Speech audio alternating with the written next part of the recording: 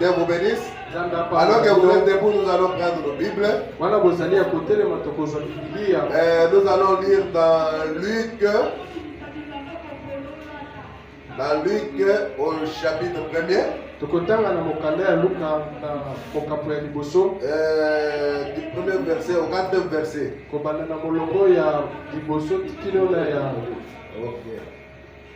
Luc chapitre 11.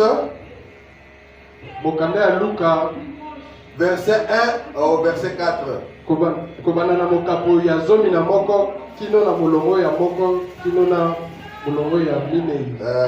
je vais essayer de changer l'ordinateur. Souvent, je ne suis pas habitué. Dans l'ordinateur, souvent, je mets ici, s'il y a quelque chose à chercher vite. Je peux trouver ça si je perdais ça dans mes notes. Mais prêcher avec l'ordinateur, c'est un peu bon. Alors, nous lisons. Jésus priait un jour en un certain lieu. Yesu abonelaki mokolo moko na esika moko. Lorsqu'il y achevé, un de ses disciples lui dit, Seigneur, enseigne-nous à prier. Comme Jean l'a enseigné à ses disciples. Il leur dit, quand vous priez, dites Père. Alléluia. Amen. Que ton nom soit sanctifié. Que ton règne vienne. Donne-nous chaque jour notre pain quotidien. Pardonne-nous nos péchés. Car nous aussi nous pardonnons à quiconque nos offenses. Et ne nous induis pas en tentation. Que le Seigneur ajoute des bénédictions à la lecture de sa parole. Vous pouvez vous asseoir. Et aujourd'hui, notre petit sujet d'exhortation. Si Dieu peut nous faire grâce, on peut faire même 45 minutes d'exhortation. Question tout simplement de donner l'idée de ce que Dieu a mis sur notre cœur. Le titre, c'est que ta volonté soit faite. Que ta volonté soit faite. Alors, ici, nous venons de lire dans Luc. Il s'agit du Seigneur Jésus-Christ. Notre Seigneur, il était un homme de prière. Il était en train de prier. Et quand il a terminé à prier, il y a eu un de ses disciples. Il lui a dit, Maître, enseigne-nous à prier. Comme Jean a montré aussi à ses disciples comment prier. Ok, le Seigneur n'a pas refusé. Le Seigneur a montré comment prier. Il a montré comment prier. Il a dit, quand vous priez, dites Père, que ton nom soit sanctifié. Que ton règne vienne. Donc cela montre que commencer par magnifier le Seigneur. Il faut qu'on louer. Avant de demander quoi que ce soit. Avant de demander même le pain. Seigneur, que ton nom soit glorifié. Que ton nom soit élevé. Qui est grand. Le grand Elohim. L'éternel. Le Dieu tout-puissant. Le créateur de toutes choses. Et entend cela. Il est ici son trône. C'est qui là qui me cite comme ça? Alors maintenant quand tu s'intéresse à toi, tu présentes maintenant ton problème. C'est là que tu vas lui dire, donne-moi le pain. wana nde okoyebisa ye pesa ngai lipa alors que ta volonté soit faite. na bongo mokano na yo Et nous esalema. allons voir la manière de prier. tokomona lolenge nini ya Ce n'est kobondela pas que nous allons demander au Seigneur ezali te tokosenga na nkolo d'accomplir vraiment seulement ce que nous nous voulons. ete yasala mpenza oyo tozali Et le problème kosenga nous dit, mpe ndeko quand mayaba nous lobi prions, ntango tozali il kobondela faut que ça soit la volonté de Dieu qui s'accomplisse. esengeli ete ezala mokano na nzambe nde esalema. Chercher à épouser la pensée de Dieu. Donc apprendre la pensée de Dieu. esengeli na yo ozwa mpenza Mais il ne faut pas amener Dieu à prendre ta pensée à toi. kasi yo esengeli na yo te obenga nzambe azwa makanisi na yo Parce que nous sommes en train de parler de la prière. po ete tozali koloba na ntina libondeli. Et ici, nous allons voir le Seigneur Jésus qui dit. tokomona yesu kristo nkolo na biso Nous allons lire dans Matthieu chapitre 6, versets 7 et 15 jusqu'à 15. tokotanga na mokanda ya matayo na mokambo ya victoire. Là, le Seigneur Jésus-Christ dit ceci. kuna yesu kristo alobi boye. Bon, là, il donne un peu de détails sur la prière parce qu'il s'agit de notre Père. wana azali koloba Ye sikoyo na monsieur. mosinga nini azali tata na biso. Verset 7 du chapitre 6. molongo ya sambo En priant, na kobondelaka ne multipliez pas de vaines paroles. bino boloba maloba oyo ezanga Comme les païens. lolenge moko na Ils bapagano s'imaginent qu'à force de paroles, ils seront exaucés. oyo banzaka ete na ntina ya maloba na bango nde Multiplier les vaines paroles là. koloba bimisa maloba oyo Vaines. oyo ezanga ntina. Vous êtes là par exemple. yo ozali wana Et notre ndakisa Marie, ma mère de Dieu, priez pour nous. Et nos pauvres pécheurs, Marie, mère de Dieu, priez pour nous. On te dit, prie ça pendant 50 fois. bazali koyebisa yo yo oloba ngomba na Et 50 puis, notre Père fait ça pendant ces 20 fois avec les chapelets là ou quelque chose. wana na C'est chapelo ça, ozali des vaines paroles. wana nde ezali maloba ezanga ntina. Il y a des vaines paroles.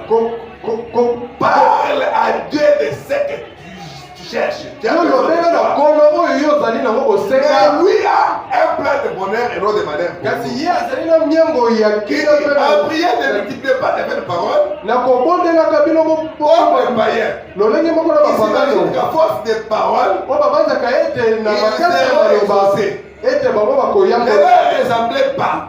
bokokana na bango te Car votre Père sait de quoi vous avez besoin. po ete tata na bino ye ayebi nini bozali yango bosenga Avant que vous ne lui demandiez. yambo kutu yo osenga Donc, ye c'est-à-dire avant même d'ouvrir la bouche, elakisi ete yambo yo ofongola kutu monoko Dieu connaît déjà ce que tu nzambe as. ye ayebi mpenza bosenga na yo Avant la fondation du monde, kobanda il mokili ebanda savait que tu allais demander ceci. ye ayebi malamu ete yo Et olingi lui a kosenga oyo déjà pourvu à cela. mpe ye ayanolaki Et eza c'est Dieu qui met ça dans ton cœur. mpe ezali nde nzambe moto Pour azali que tu kotia na motema na puisses ye demander conformément à sa po parole. ete yo osenga ekolandaka maloba na ye Et ne pas sortir de sa parole.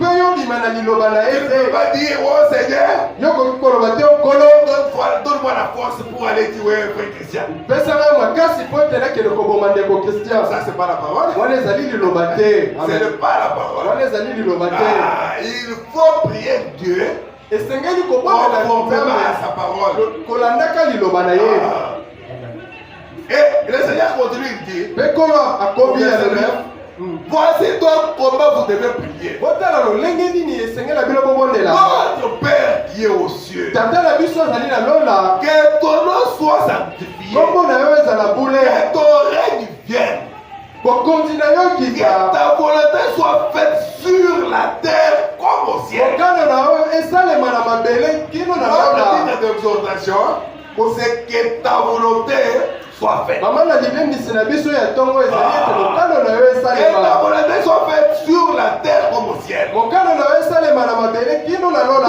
Donne-nous aujourd'hui notre pain quotidien. pesa biso na mokolo molelo lipa na biso Après ya avoir mokolo joué, na nsima ya kotombola ye après lui avoir donné sa place, na nsima kopesa ye esika na ye yo osengi donne-nous aujourd'hui notre Père Pesa quotidien. biso na mokolo lelo lipa na biso. Pardonne nos offenses. Yo limbisa Parce que nous sommes des hommes. po ete tozali Nous bato. bronchons chaque jour, tantôt d'une manière, tantôt d'une autre. Tokweyisambaka mokolo nyonso na kolanda lolenge moko mpe mosusu. Ah, pardonne-nous nos offenses. Yo limbisa masumu na biso.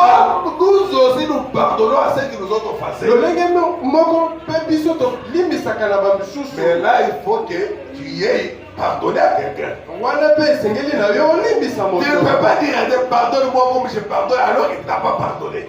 yo koki koloba te limbisa ngai wana yo olimbisaki mpe moto mosusu. Ah, dans le pardon, il y a la vertu. na kati ya bolimbisi ezali na nguya. Et d'ailleurs, c'est là que se base la foi. e kutu ezali nde na kati nango nde Le prophète dit que la efandaka. foi est basée sur le pardon. mosakoli alobi ete kondima yango efandaka na Et bolimbisi. ensuite, maintenant, demander sa miséricorde. na nsima kosenga mawa. Ne nous induis pas en tentation, yo komema biso na komekama mais te. délivre-nous du malin. kasi kangola biso na Car c'est mayele à na toi te. qu'appartient dans tous les siècles le règne, la puissance, la gloire. Amen. po ete ezali nde na yo bokonzi nguya. Amen. Là, c'est le Seigneur Jésus-Christ qui montre comment prier. wana ezali nkolo yesu kristo nde ezali kolakisa lolenge nini na kobondela. Mais ici, kasi awa il dit ceci, il continue. alobi boye azali Au verset kokoba 14, si vous pardonnez aux hommes leurs offenses, soki bino bolimbisi bamisusu masumu na quelqu'un bango qui t'a fait du mal, moto asali yo mabe, votre Père Céleste vous pardonnera aussi. tata na bino alola ye mpe akolimbisa bino. Mais si vous ne pardonnez pas aux hommes, kasi soki bino bolimbisi te votre bamisusu, Père ne vous pardonnera pas non plus vos offenses. tata na bino alola ye mpe akolimbisaka bino te. Ah, donc c'est qu'il faut pardonner. elakisi ete esengeli na biso Tu tolimbisa. as raison, yo ozali mais tu pardonnes. yo esengeli na yo olimbisa. Alléluia. Amen. C'est comme l'histoire de cet homme-là. ezali lokola lisolo ya moto oyo Il y avait un maître qui avait ses serviteurs. ezalaki na mokonzi moko oyo ezalaki na basali. Un lui devait 10 000 deniers. moko na bango azalaki na mbongo na ye. Ah, alors le maître commençait à réclamer son argent. mokonzi ye akomaki kosenga mbongo na L'autre ye. a pleuré, il a dit, maître, aie pitié de moi, je vais te donner cet argent après. mosali wana alelaki alobi mokonzi limbisa na kopesa yo mosolo na Ah, je yo. vais te payer après. na kofuta yo yango na Et nsima. après ces supplications, mpe na nsima ya kobondela yo wana le maître lui a laissé cet argent. Il a dit, bon, vas-y, j'oublie, je laisse. mokonzi ye abosanaki mbongo wana ayebisi kende natikeli yo Mais mbongo là, wana. c'est le Seigneur Jésus-Christ qui raconte l'histoire. wana ezali nkolo yesu nde azali Et quand le monsieur est sorti, na bongo ntango moto wana il a alibi croisé son collègue serviteur comme lui du même maître. ye akutani na mosali mosusu azalaki Mais moninga na ye. celui-là lui devait 10 deniers. ye mosali mosusu wana azalaki mpe na mosolo na ye. Ah, il devait maintenant à son collègue qu'on a pardonné la 10 deniers. ye azalaki na nyongo ya moninga Alors, na yo celui-là lui a dit, wana. donne-moi mon argent. ye ayebisi epesa ngai mbongo na Ah, ngai. donne-moi et je vais te payer après. ye ayebisi elimbisanga na kofuta yo na nsima. Non, pas question. ye alobi te. Il a tenu. ye Il mpenza l'a telemi mené jusqu'à ce qu'il paie son argent. ye mpenza asimbaki kino ete ye afuta ye C'est là qu'il est nyongo arrivé juste chez le maître. yango ekomaki kino na matoi ya mokonzi. Le maître a dit, mais c'est pas possible. mokonzi alobi yango Il lui donne combien? Oh, 10 deniers. ye aza na nyongo na ye combien? 10 deniers. 10 deniers. Disons par exemple 10 000 francs. tozala ndakisa te ya 10 000 francs. Mais lui, je viens de le gracier maintenant là. ye nauti kosala ye kutu ngolu kaka Il sikawa. me devait 10 000 dollars. ye azalaki na 10 000 dollars Mais na pourquoi ngai. il peut maltraiter son collègue à cause de 10 dollars? mpona nini ye akoki koyokisa mpasi moninga na ye. Alors il a dit, 10 000 francs. comme toi tu es mon père, alobi lolenge maintenant tu dois payer. lokola yo ozali moto na kanza. Vous savez, quand le Seigneur Jésus-Christ parle de certaines choses, koyebi ntango yesu kristo alobaka na makambo parfois nous remarquons ça dans nos vies. na bongo tomonaka yango na bomoi na biso. Bon, je me rappelle, il y a un frère, bon, on ne cite pas les noms. nazobanza eza na ndeko moko na kotanga kombo te. Ah, ça fait mal. Et ça n'a pas si pensa. Il me devait l'argent. Hier, ça n'a qu'une année, on a Beaucoup d'ailleurs. bon, on n'a même pas payé jusqu'aujourd'hui. ouais, tu as l'attaque au foot. Mais il y a eu notre frère toujours. Et ils allaient prendre des comme chouchou. Il a pris les 1 dixième, exactement presque. Il y a 1 dixième chez lui de ce que lui me devait. Il y a des gens qui m'ont qui pendant là. Oh, il y a des gens qui ont fait. J'ai appris comment il a maltraité le frère. Le lingue n'a pas qui n'est. Les frères même s'étaient refroidis même pour venir à l'église. Pende ko wana ye penda zo ki penda na bolembu ko na koya ne C'est pas possible. na lobi Mais lui a beaucoup d'argent qui me donne. J'ai même laissé, je qui oublie frère. Il n'y a pas de problème. Ye no mongo ebele na ngawa ya zalaki na ngona lobi ndeko tika. Mais ce frère là a fait le bon coup de donner seulement son argent. Pende ko wana ye abundaki penda Bon, ce sont des choses qui arrivent. Et la Bible nous dit, pe biblia mais zali si vous ne pardonnez pas aux hommes, soki bino bolimbisi bato te votre Père ne vous pardonnera pas non plus de vos offenses. tata na bino ya likolo ye pa kolimbisa bino te na masumo na bino. Mais quand vous avez un besoin, kasi soki bozali na bosenga il faut apporter ça à Dieu dans la prière. esengeli na yo omema ngo na nzambe na mabondeli Dans la prière et les supplications. na mabondeli mpe na bokosenga. J'ai dit qu'on va le faire sous forme d'une école de dimanche. nalobaki ete tokosala ngo lokola ete ya Pour terminer, puis afin d'aller assister notre frère Carlos. po tosilisa na ngonga po ete tokende kosunga ndeko Carlos. Moi-même, je suis pareil comme je suis là, je dois être en train. nga moko nazali pare esengeli nanga mpe nazala na ngonga. Bon, ça va. Écoutez ce que le Seigneur Jésus-Christ nous dit. toyoka o nkolo yesu azali koloba. Luc chapitre 11, mokanda ya lik na mokapo ya zomi na moko verset 9 jusqu'à 13. kobanda na molongo ya 9 kino na zomi na misato. Ok. Et moi je vous dis, mpe ngai nazali koyebisa bino demandez bosenga et l'on vous donnera. mpe bakopesa bino, Cherchez boluka et vous trouverez. mpe bokomona, Frappez bobeta et l'on vous ouvrira. mpe bakofongolela bino. Alléluia. Amen. Souvent quand j'arrive sur ce passage de l'écriture, ntango nyonso ntango nga nakomaka na mwa eteni ya ça me likomi fait un peu rire là. yango esekisaka nga mpenza. Là-bas au campus, quand j'étais encore étudiant, wana nga nazalaki nano étudiant. je crois que ça devait être au Homme 6, quelque chose comme ça. nazalaki na homme 6. Alors, il y avait un des collègues qui avait écrit à la porte de sa chambre. ezalaki na moninga moko ye akomaki na ekuke na ye ya Il a mis là, la fiche, il a écrit là. ye akomaki mpenza na mokanda moko. Frappez, on vous ouvrira. ye akomaki beta Donc, bakofongolela ça yo. veut dire que quand tu arrives à sa porte, il faut toquer. elakisi ete soki okomi liboso ya ekuke esengela yo beta Ah, on va vous ouvrir. mpe bakofongolela yo. Frappez, on vous ouvrira. beta bakofongolela yo. Ouvrez, on vous frappera. kasi fongola bakobeta yo. C'est-à-dire, si tu arrives, tu ouvres de toi-même.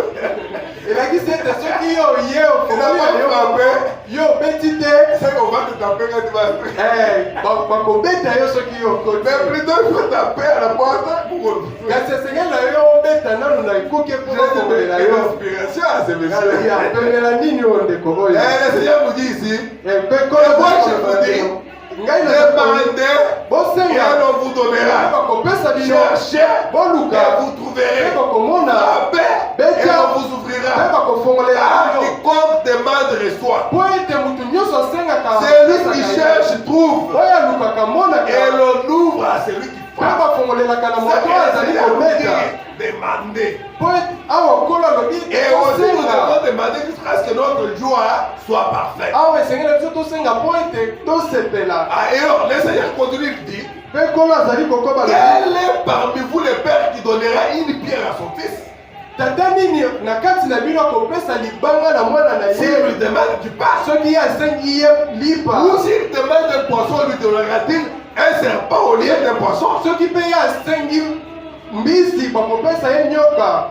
Ou s'il demande un œuf, il lui donnera un scorpion? soki mpe ye asengi liki bapesa ye scorpion? Si donc méchant comme vous l'êtes, vous, nous sommes méchants. Soki bino bato bozali ya kanza. Vous savez donner de bonnes choses à vos enfants. Boyebi kopesa biloko malamu na bana. Alors, si mon fils me demande quelque chose, je lui donne quelque chose de bon. D'abord, soki mwana nanga senga eloko na pesa. Alors que je suis méchant. Wana nga nazali moto na kanza. Je ne suis pas comme Dieu. C'est comme on avait vu même Daniel Curie. Les grands évangélistes qui avaient amené beaucoup de gens à Christ. Et quand il a eu un songe, les prophètes ont dit qu'il s'est vu mort. Et puis il s'est retrouvé à la porte du ciel. En principe, avec tout ce qu'il était, il avait entré. Mais là, je lui ai dit, ici, on n'entre pas comme ça. On doit vérifier. Comment tu t'appelles? Moi, je suis Daniel Curie. Attends, on vérifie. Il a regardé, là, je n'ai pas trouvé son nom. Daniel Curie lui dit, non, si je suis Daniel Curie, regarde bien. Daniel Curie a dit que dans la malamu Daniel Curie il a regardé, il n'y en avait pas. Toujours dans son songe, là je lui ai dit, introduis ton recours au trône blanc. Il s'est bien en train de partir. Il a avancé dans le vide. Il a avancé dans la lumière. Une très grande lumière. Une grande lumière plus que le soleil. Et vraiment, là, me dit, selon ce que Daniel Curie racontait, c'était une lumière qui venait de nulle part. Alors que la voix a dit, Daniel Curie était tout parfait sur la terre. Il a dit, je pensais que j'étais parfait. Mais quand j'étais devant cette lumière, j'ai trouvé que j'étais un pécheur. J'ai dit, Seigneur, je n'étais pas parfait.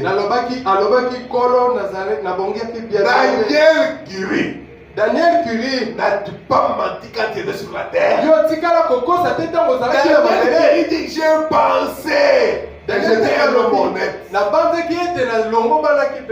devant cette grande lumière, je me suis rendu compte que j'ai fait des transactions louches et de fraude.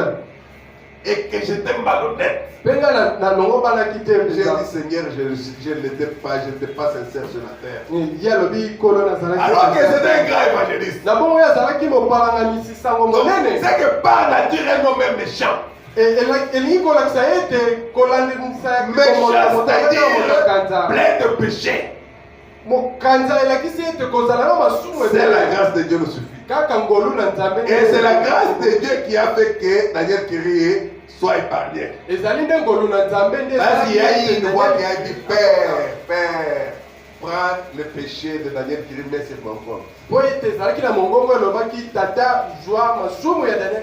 Parce que Daniel Curie sur la terre, il avait pris position pour moi. Alors, c'est que nous sommes sauvés par grâce. Mais chaque que nous sommes, nous avons donné de bonnes choses à nos enfants. Encore de plus forte raison, le Père Céleste donnera-t-il le Saint-Esprit à ceux qui le lui demandent. Alors que le Saint-Esprit, c'est ça même la vie de Dieu. C'est la vie éternelle. Alléluia. Amen. Quand nous demandons, Dieu connaît déjà avant que nous le demandions. Parce que lui a le plan de bonheur et non de malheur.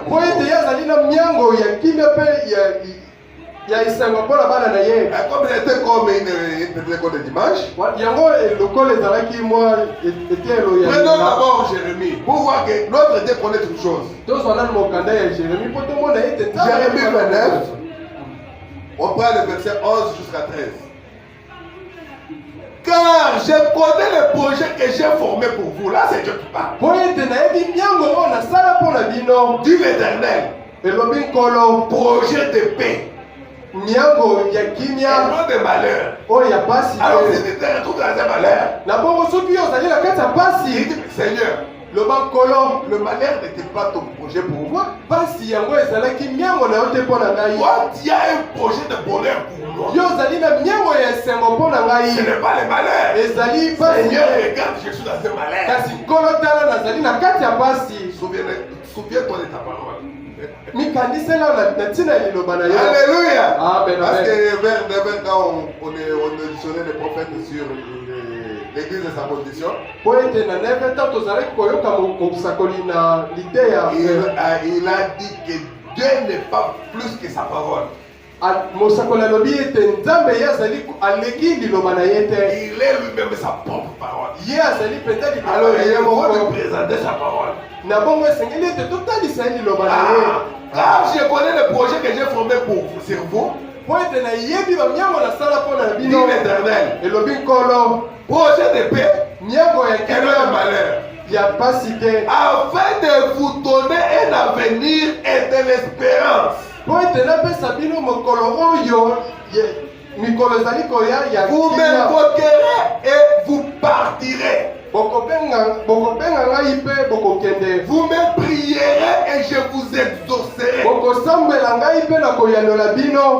Vous me chercherez et vous me trouverez. Si vous me cherchez de tout votre cœur. Si vous me cherchez de tout votre cœur. Alléluia. Amen. On ne va pas trop traîner.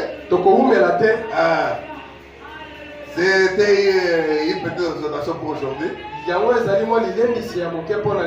Parce que la journée est trop surchargée. Mais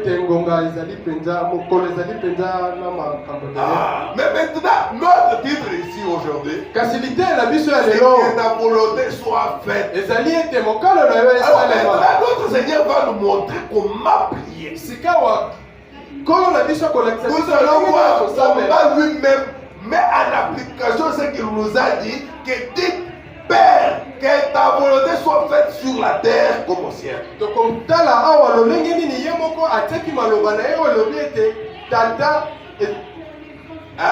Mokano na yo esalema. Ne moko na lola. Engebene. Alléluia. Amen. Prenons Matthieu 26. 39 à 42.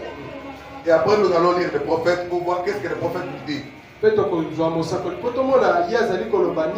parce que c'est lui la bouche autorisée pour aujourd'hui. Nous n'avons pas d'autres messages. Nous ne faisons que répéter William Marion Branham, notre prophète, notre précieux frère. Alléluia. Amen. Matthieu 26, verset 39 à 42. Écoutez comment le Seigneur lui-même priait. Là, il était à Gethsemane. Et là, l'esprit l'avait quitté. Il allait vers la mort. Mais comme un homme, et il a trouvé que ce n'était pas facile. Il a manifesté ce qu'était le désir humain.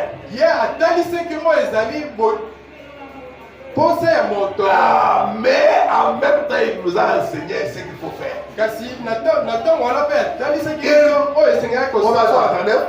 Puis ayant fait quelques pas en avant, il était parti avec ses disciples. Ils étaient 3 disciples qui l'avaient amené là. Et il se jeta sur sa face. Et pria ainsi. Mon Père, il est possible que cette coupe s'éloigne de moi. Ça, c'est le désir humain, la chair. S'il est possible que je ne meure pas, c'est ce qu'il voulait dire. Toutefois, non pas ce que je veux, kasi ntango nyonso oyo ngai nalingi te mais ce que tu veux. kasi oyo yo olingi C'est ça que ta volonté soit faite. yango nde mokano na yo esalema. Là, à Gethsemane, awa na Gethsemane Jésus dit au Père, yesu non ayebisi pas ce tata que moi je veux, ezali te oyo ngai mais nalingi que ta volonté soit kasi faite. mokano na yo esalema. Alléluia. Amen, amen. Et il va vers les disciples qu'il trouva endormis et il dit à Pierre, vous n'avez donc pas pu veiller une heure avec moi. mpe ye ayaki pene ya bayekoli ayebisi bango bino bokoki kosenzela nanga te ata ngonga moko. Veillez et priez kosenzela mpe kobondela afin que vous ne tombiez pas dans la tentation. po ete bino bokweyisama te. L'esprit est bien disposé, molimo yango mpenza ebongami mais la chair est faible. kasi nzoto nde ezali na bolembu. Père, si tu peux éloigner cette coupe de moi, ça c'est la chair. okoki kolongola kopo liboso na Mais que ça ne soit pas ma volonté, ete yango ezala mokano na nga que ça soit ta volonté. kasi yango ezala mokano na yo. Nous terminons avec notre prophète. tokosilisa na mosakoli na biso. Christ est revenu dans sa propre parole. Frère Madame dit, ndeko bana malobi c'est là qu'il nous dit, quand vous priez, ezali nde wana ne cherchez pas à ce que Dieu puisse accomplir vos pensées à vous. boluka te nzambe asala mabanzo na bino. Cherchez à avoir la volonté de Dieu pour vous. bino boluka nde bosala nyonso mpo bomona oyo ye asala oyo ye azali. Christ est revenu dans sa propre parole, paragraphe 33. Nous allons jusqu'à 37 et puis on va s'arrêter là. Écoutez ce que frère Madame dit. toyoka oyo ndeko bana Il était avec un homme dans un véhicule. ye azalaki na moto moko na kati ya Et ce monsieur-là lui a dit, mais Madame, vous priez comment? Vous priez quoi? Moi je pense que la Bible c'est une fable juive. moto wana azali kotuna ye bwana bino bobondelaka lolenge nini ngai nazali kobanza ete bibilia ezali nango kaka mabanzo ya On accepte, c'est pas pour accepter. Mais tondima kaka mpo tondima. alors c'est là que le prophète dit. Il dit ceci. alobi boye Il n'y a pas longtemps, ngonga eleki j'étais en voiture avec un homme. nazalaki na kati ya Il m'a dit. moto moko ayebisi ngai Pensez-y.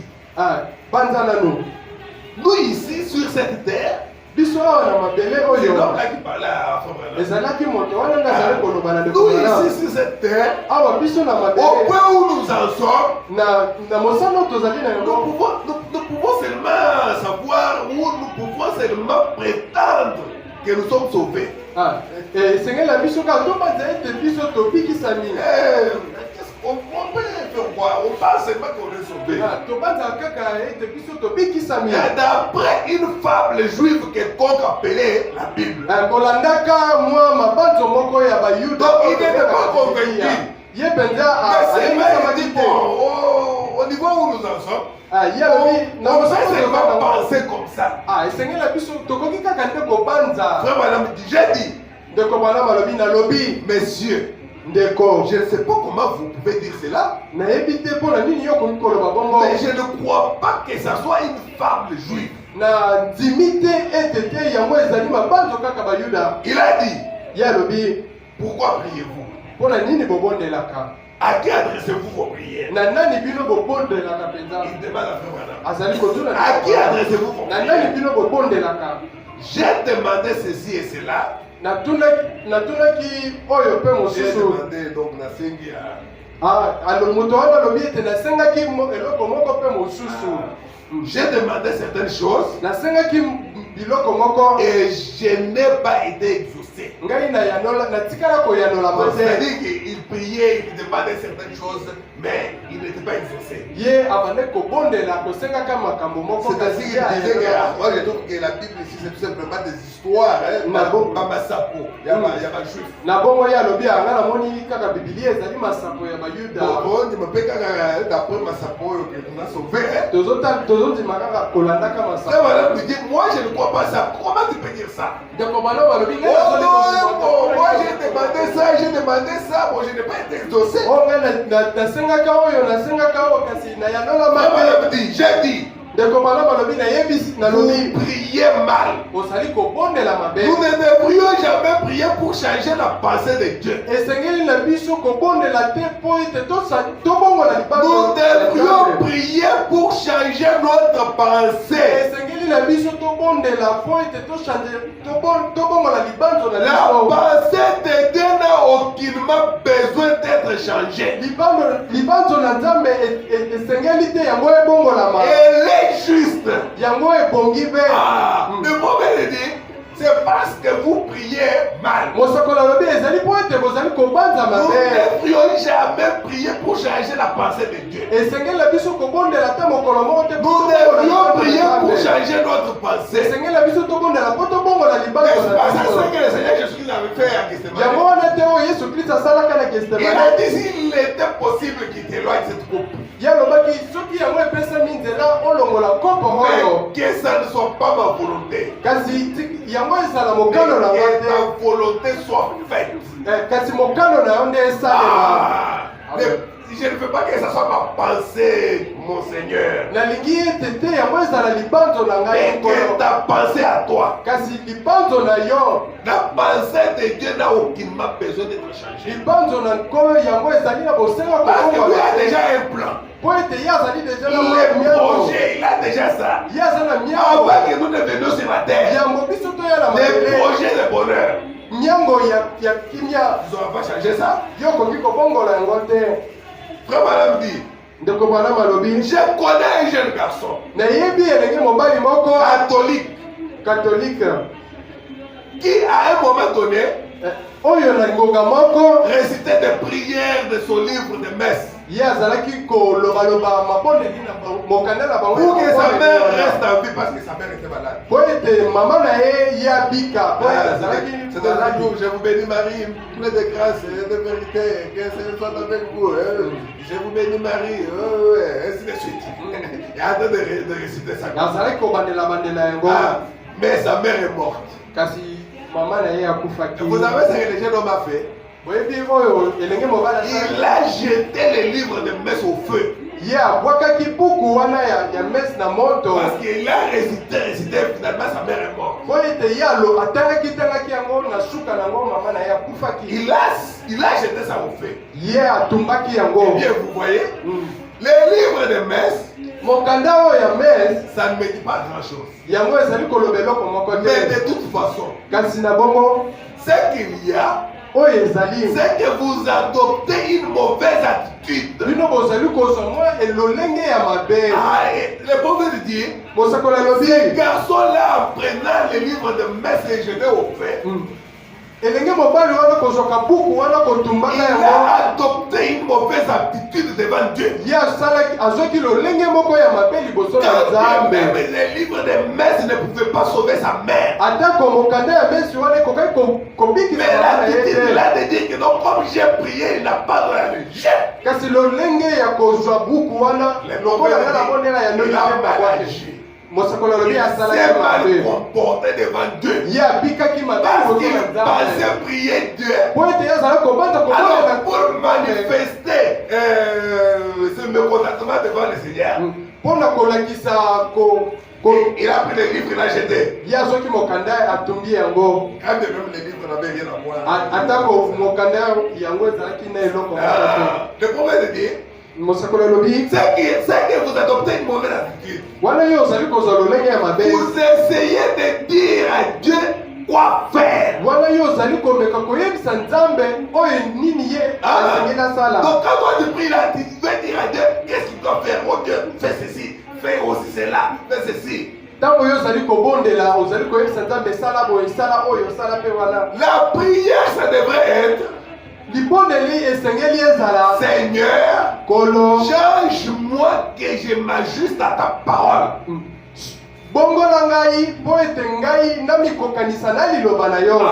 Donc c'est-à-dire que nous prions selon la parole. Dieu a dit de tuer point. Et quand tu dis bon Seigneur, donne-moi la force, je vais aller tuer les frères chrétiens. Tu as de la parole. Alléluia. Et la parole dit, Dieu a les projets de bonheur pour nous. Nzambe ye azali na miango ya. Alors s'il a les projets de bonheur pour moi, D'abord soki azali na miango ya esengo mpona biso. Seigneur, que ta volonté pour moi soit faite. Esengeli yo olobaki ya ukolo mokano na yo esalema mpona ngai. Alléluia. Amen. Merci Seigneur. Amen.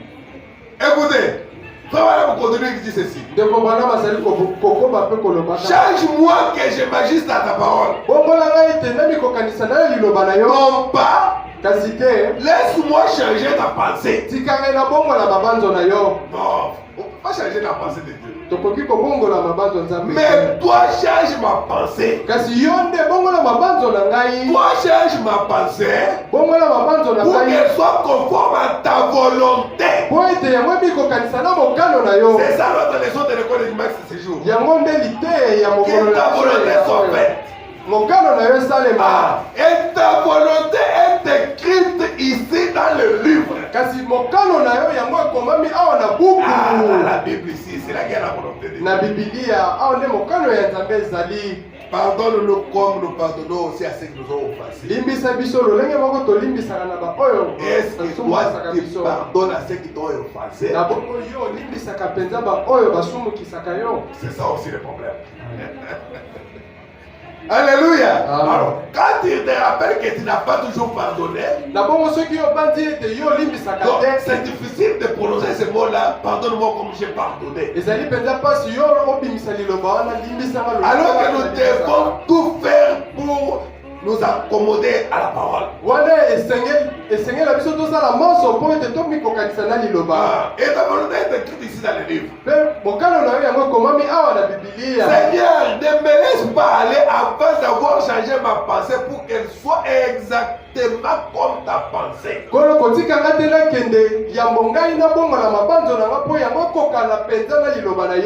croirai chaque mot que tu as écrit. Et tu as dit là-dedans que tu ferais concourir toutes choses au bien de ceux que tu aimes.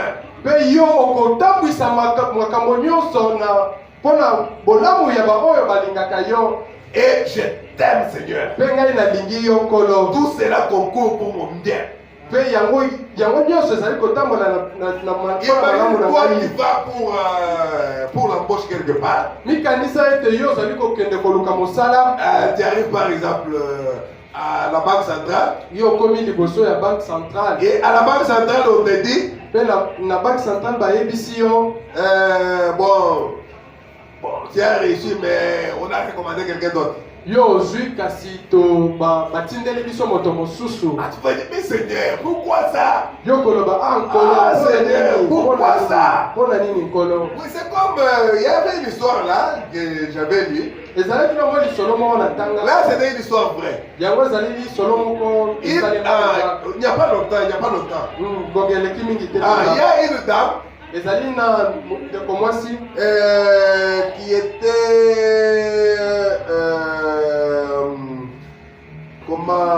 elle travaillait à la CPI. Yazalaki kosala na CPI. Elle travaillait à la CPI. Yazalaki kosala na CPI. Bien payé. Afutamaki penza malamu. Alors, à la CPI là-bas, c'est à Amsterdam, en Hollande. À La Haye. À La Haye. Ok. Alors, c'est là qu'il était. Alors, et puis, elle a démissionné parce qu'elle avait fait un concours. On devrait prendre les gens, toujours dans le compte toujours de l'ONI, mais dans une des branches de l'ONI toujours. Avec un très bon salaire maintenant par rapport à ces pays. Et puis, elle a commencé donc elle a fait les tests et tout était prêt. Il a démissionné de l'autre côté. Arrivé maintenant le jour du voyage, à un jour du voyage, on lui dit non, on devait avoir 20 personnes, mais on a réduit à 10. On a retenu les autres selon les profils. Alors, la dame a regardé. C'était une fille de 28 ans. Elle était déjà grande, disons. Elle a dit, ah, mais là-bas j'ai déjà démissionné. De l'autre côté, on refuse. Alors que j'avais déjà mon billet et tout, l'hôtel déjà réservé pour moi, mais comment à la veille seulement un message vient que c'est annulé, on a pris seulement 10 personnes. Et vous savez ce qui est arrivé? Les jours où il devait voyager et être dans cet hôtel-là, elle était vraiment battue. Ah, mais elle a perdu le travail de la CPI. Et puis là-bas, il ne doit pas être embauché. Bon, certains de ses amis, les gens qui connaissaient, étaient partis parmi les 10.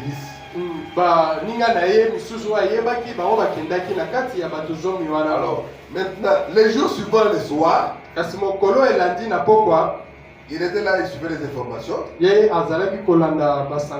y a eu le tremblement de terre en Haïti, parce que c'était en Haïti qu'il devait aller. Tremblement de terre, en Haïti. Et l'hôtel là englouti tous ses amis qui étaient partis morts. Alors, il a trouvé que ça ne servait à rien. Commençait à dire, Seigneur, pourquoi moi? Sinon j'allais mourir. À cette heure-là, je devais être dans l'hôtel. Vous savez qu'en Haïti, souvent il y a des tremblements de terre. Et ensuite, il y a eu une autre offre qui est venue la même semaine. Mais au Canada. Payer 10 fois plus que ce qu'il devait avoir en Haïti. Donc, c'est que Dieu a des projets de bonheur pour nous. Mais nous les hommes, nous pensons autrement. Alors que nous devons penser tel que Dieu veut que nous soyons. Alléluia. Amen.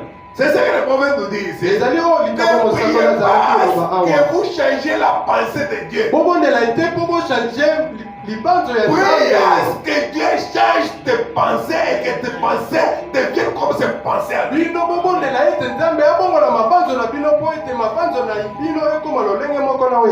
le prophète continue et dit ceci. Voyez un peu la pensée de Dieu comme nous le disons. C'est pour nous que Dieu a un projet.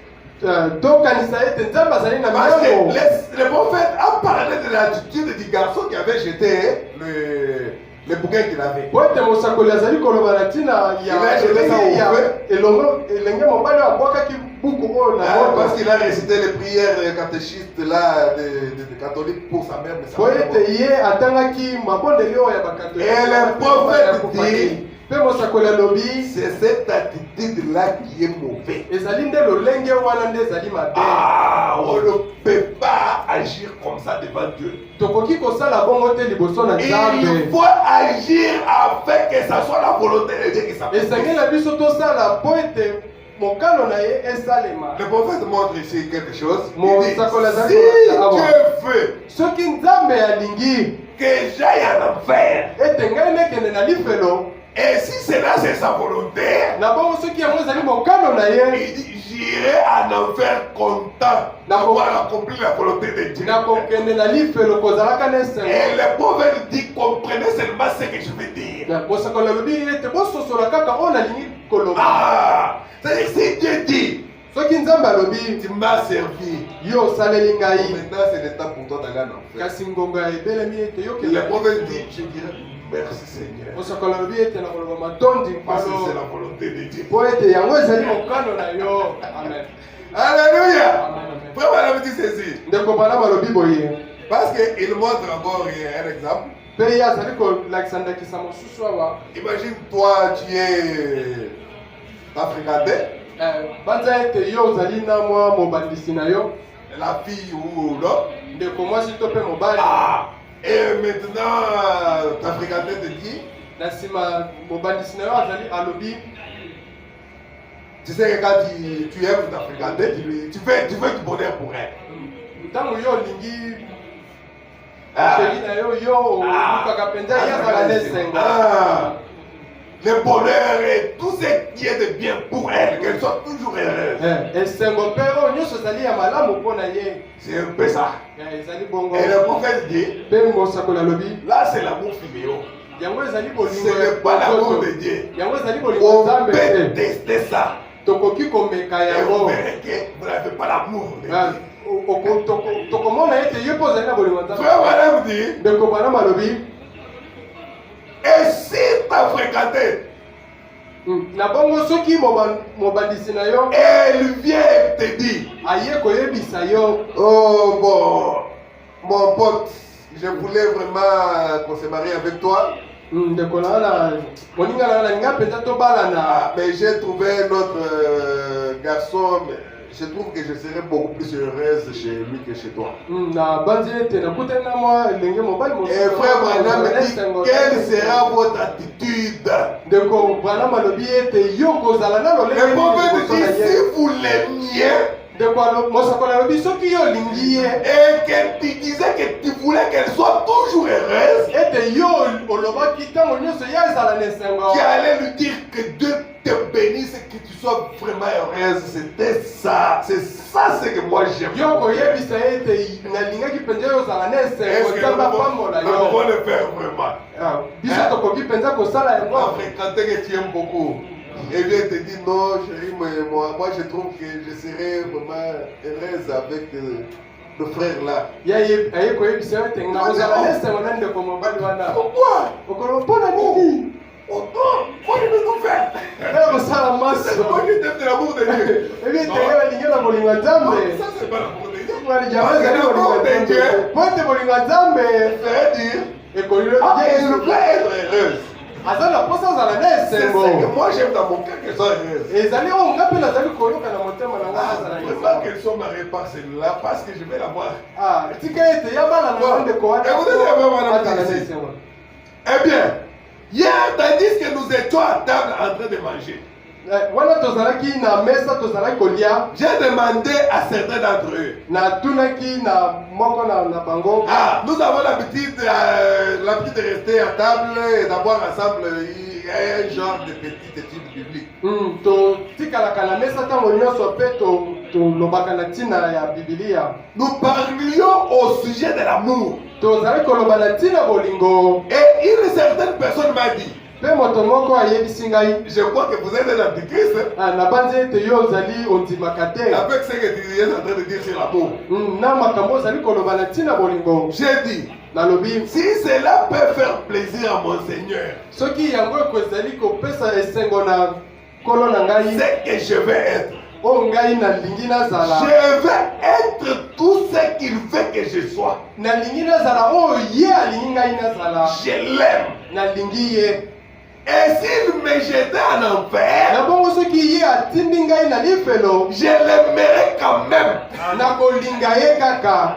Si j'y allais avec le même esprit que celui que j'ai présentement. soki nakei na molimo oyo nazali nango sikawa. Et cet homme-là m'a regardé drôlement. mpe moto wana atali ngai na lolenge moko ya malamu te. Il dit, mais toi tu es un antichrist, toi. yo ondimelaka kristo te mpenza.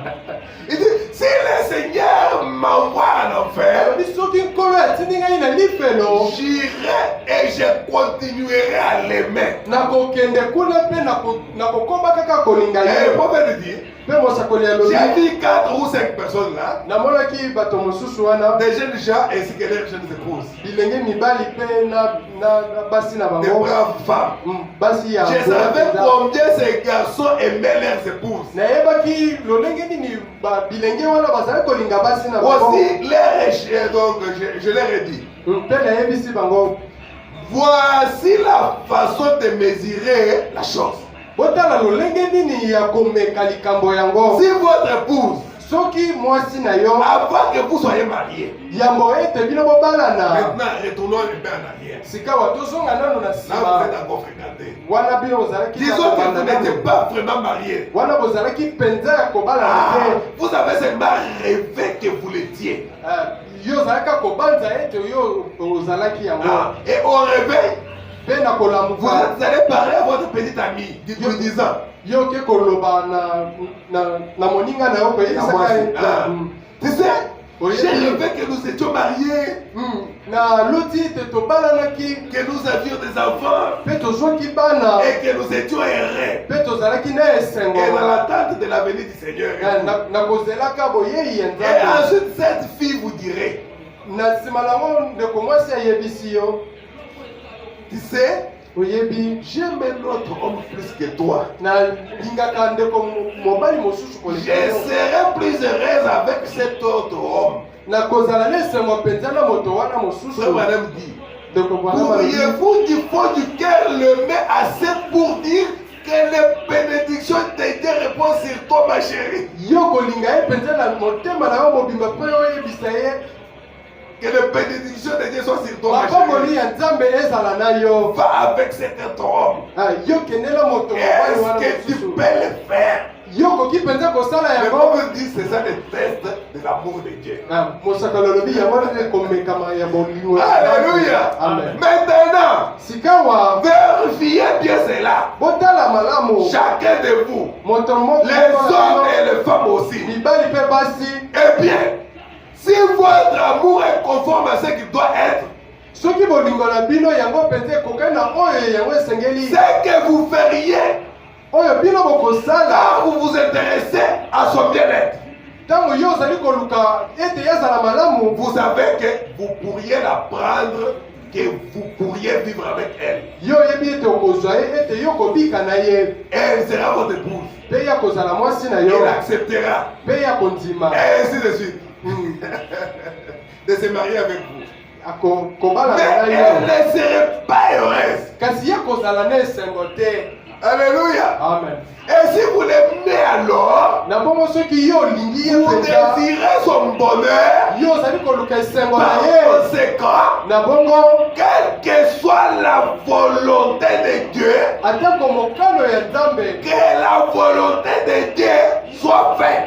mokano ya nzambe yango esalema Que mpenza cela fasse mon bonheur ou pas. yango esala esengo na ngai to te Mais il faut que la volonté de Dieu soit faite. kasi esengeli mokano na nzambe esalema Comme Christ qui était à Gethsemane. lolenge moko na kristo azalaki Jésus a na dit, Gethsemane Seigneur, si tu peux, soki okoki komema mosika mais que ça ne soit pas ma volonté, tika ete yango ezala mais mokano na que ngai ça te soit ta volonté. kasi mokano na yo Alléluia. amen Je vais vivre d'une façon telle qu'il soit content de moi. nalingi nabika lolenge oyo ye alingi ete Donc, vérifiez votre objectif et votre motif. yo tala bamposa na yo mpe ntina na yo C'est ainsi que vous saurez si vous aimez Dieu ou pas. ezali na lolenge wana nde okoyeba ete soki Alléluia. to te amen Qu'en sera-t-il s'il disait, yango kozala nini soki ye alobi tu m'as servi, yo osaleli mais ngai je vais te rejeter. kasi ngai nakobwakisa yo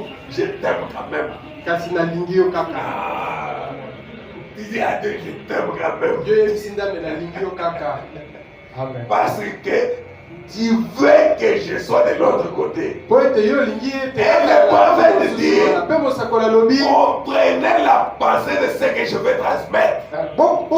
bososola libanzo yango nalingi naloba Il faut seulement que la volonté de Dieu s'accomplisse dans notre vie. elingi kaka koloba ete mokano na nzambe esengeli yango esalema na bomoi na biso C'est un peu ça notre sujet de ce soir et de ce matin. yango nde realite na biso na ntongo C'était une petite exhortation. yango ezalaki libendisi kaka Tout simplement pour avoir un sujet de prière, même pour 2-3 minutes. po ete biso tozwa mwa moto Parce qu'aujourd'hui, c'est une journée un peu surchargée, comme nous l'avions dit. po ete mokolo ya lelo ezali mpenza na mbiango ebelenge Ok.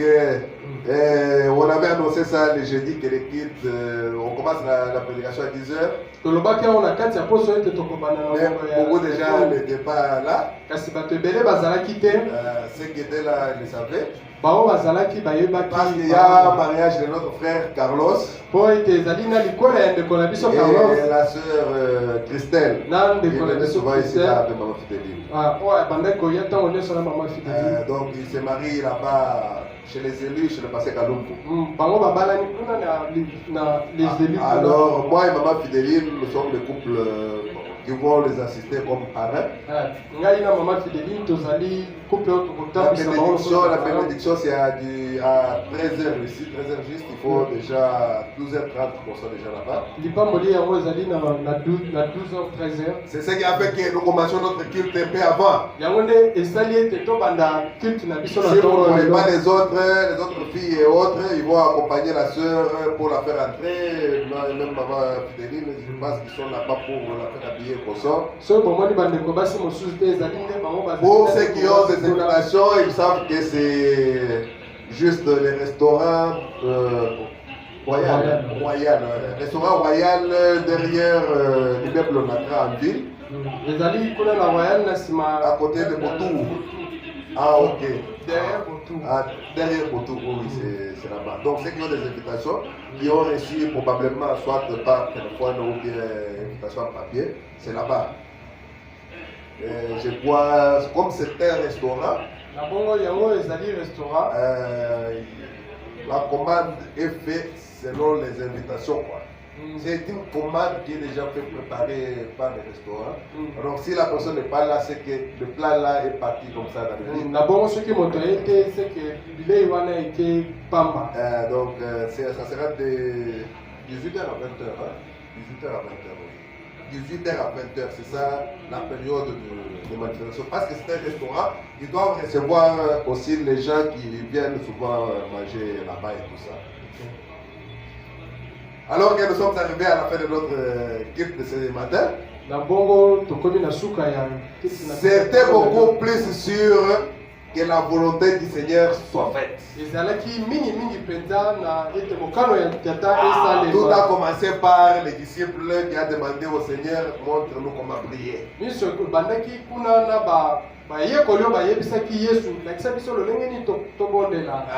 Et puis nous avons un peu développé, nous étions dans la Bible et après on a terminé avec le frère Madame. Alors que nous allons nous mettre debout. Et moi je n'ai pas une bonne voix. Je pense que le frère Oscar comme